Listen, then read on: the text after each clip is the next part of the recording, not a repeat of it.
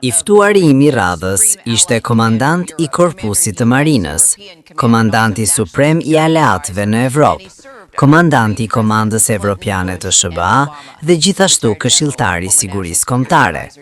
Dhe ai shërbeu nën 3 president.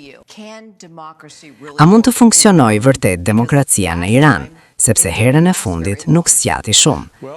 E po, mendoj se varet nga kush janë udhëheqësit dhe për çfarë qëndrojnë ata.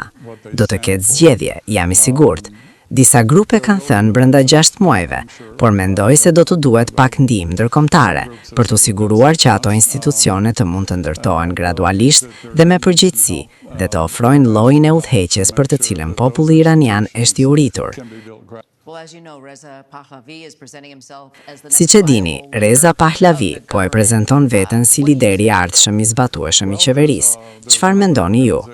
E po, ka një organizat tjetër të quajtur Koalicioni Kombëtar për Rezistencë e Iranit, i cili ka punuar për shumë vite, i mbështetur së fundimi nga ish sekretari i shtetit Mike Pompeo, i mbështetur nga kryetari i dhomës Newt Gingrich, i mbështetur nga generale si Kellogg dhe të tjerë, dhe ish sekretar të shtetit, ish kryetar të shefeve të përbashkët. Udhëheqësit ushtarak janë mbledhur të gjithë prapa një lëvizje demokratike e udhëhequr nga një grua e quajtur Mariam Rajavi.